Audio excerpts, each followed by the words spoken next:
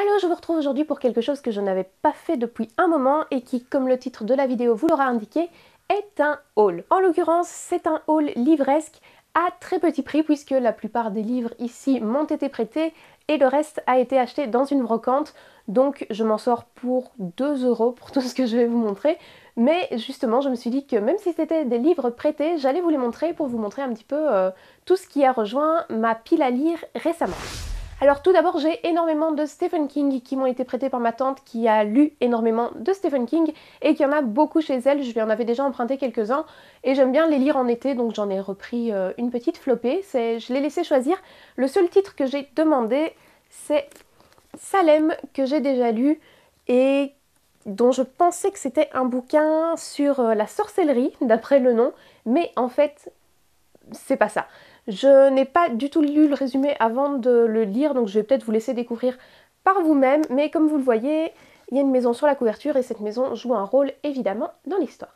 Ensuite, le livre qui est juste derrière moi, poum poum poum, c'est Charlie de Stephen King également. Je viens à peine de commencer à le lire et comme je vous le dis, j'ai pas lu les résumés des Stephen King, donc je vais simplement me lancer dedans. C'est l'été, c'est le moment où j'aime bien lire des histoires un petit peu glauques, je sais pas pourquoi, mais voilà. J'ai ensuite Dolores Claiborne de Stephen King également. Ce bouquin, je l'ai déjà lu également.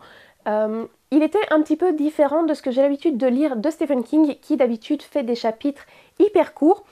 Ici, alors ça m'a un petit peu laissé sur le derrière, il n'y a pas de chapitre du tout. C'est vraiment tout d'une traite et c'est pas vraiment un roman d'épouvante, même s'il est dans la catégorie terreur. Ici sur la tranche, vous le verrez pas, mais il est écrit terreur. Mais on pourrait le décrire comme un thriller, je sais pas trop si c'est vraiment ça. C'est une tranche de vie en tout cas, racontée par une dame. Donc c'est une dame qui est au commissariat et qui va faire une déposition. Et pendant tout le livre, c'est sa déposition, donc il y a uniquement sa voix à elle qui raconte l'histoire.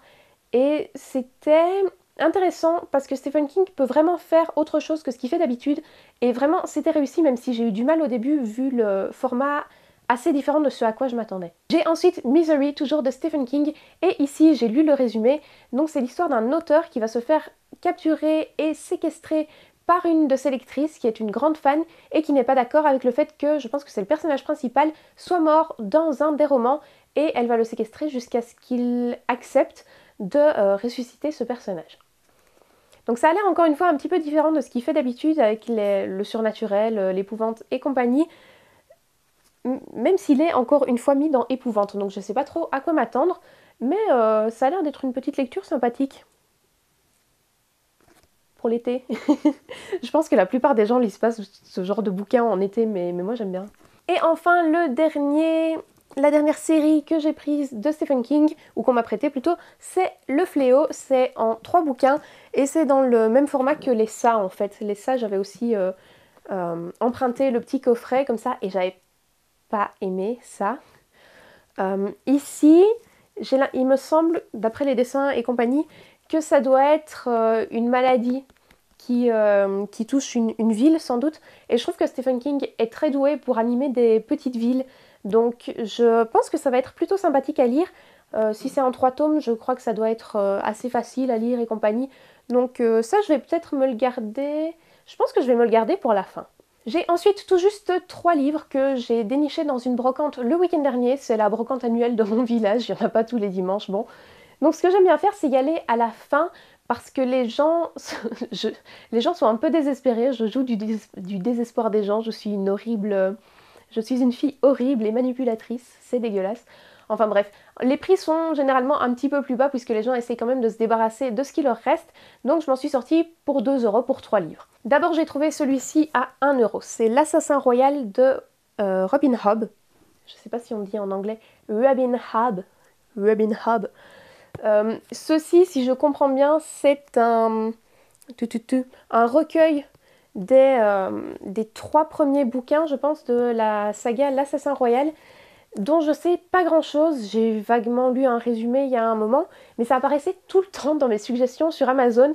Donc là, en le voyant à la brocante, et quand on m'a dit que c'était juste 1 €, alors que si je regarde le prix conseillé, c'est 17 €, et il est plutôt en bon état. Moi, je me suis dit je vais le prendre, je risque rien et je vais regarder si ça me plaît ou pas. Et si je dois continuer la série, là, il faudra casquer un petit peu parce que je pense qu'elle est très très longue. Mais je sais que c'est une saga assez populaire, donc je vais voir si ça me plaît ou si ça me plaît pas. Le truc qui m'embête un peu, c'est que c'est la collection J'ai lu brochée, là, comme ça. Et c'est exactement la même que l'édition dans laquelle j'ai Game of Thrones, enfin le Trône de Fer en l'occurrence, qui m'avait été offert et qui a commencé à se détacher, à se décoller. Et ça m'énerve, donc j'espère que, je sais pas, j'espère que ce sera mieux collé. Ensuite, j'en ai eu deux pour 50 cents chacun. Et ils sont très très jolis. C'est les 2 tomes de Sans famille. J'espère qu'il n'y en a que 2 parce que bon, ça me saoulerait un petit peu que l'histoire soit pas terminée. Mais c'est des très jolies éditions qui valent pas grand chose, hein, je pense. C'est pas non plus... Mais j'aime bien les vieux livres comme ça. Puis les trouver là comme ça à 50 cents sur une brocante, j'ai trouvé ça trop génial. Il y avait aussi de la même collection de très beaux Jules Verne, L'île mystérieuse, qui était en couleur, avec un dessin en couleur ici. Mais j'aime pas Jules Verne. Tout ce que j'ai essayé de lire de Jules Verne jusqu'à maintenant, ça n'a pas pris.